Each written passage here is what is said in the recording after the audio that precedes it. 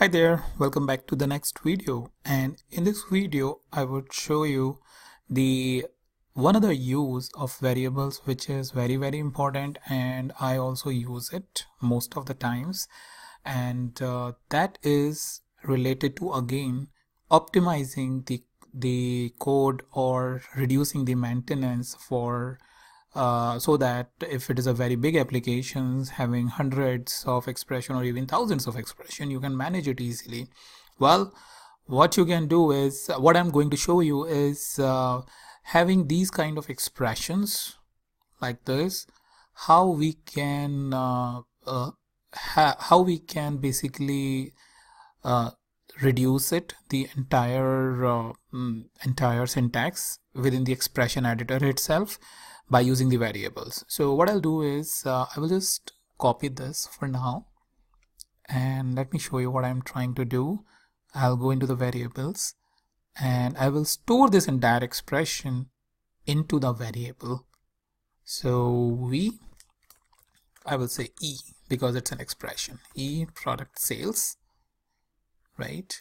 And this is product category, and see it is having another variable that we discussed in the previous video. So you are now seeing that how we are nesting the variables. That's like one of the advanced concept.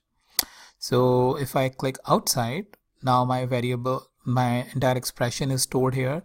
Now think like this: if this is the expression, or if any of the expression you have to use in 25 different visualization, and if there is a small change tomorrow, would you go into 25 different visualization and change it, or rather come here, store that expression in this variable, change it here, so that wherever that variable is using that expression, it will going to change it. So think like you will spend almost like 1 hour in terms of making sure you have specified the value, everything is looking fine, or just like couple of seconds, come here, change few things here, and just done with that, right?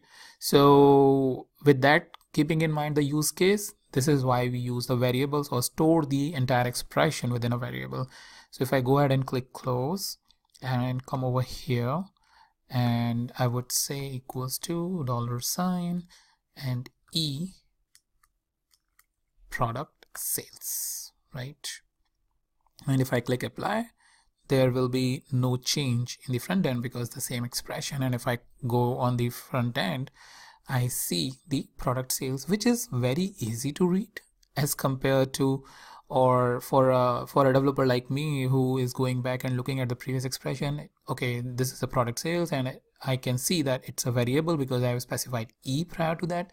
So that's an expression in the variable. I will go in and just check that and make a correction, whatever is needed. So this entire piece helps us as a developer optimize the code, doing the maintenance quickly, and having some more free time for a good coffee with friends, right?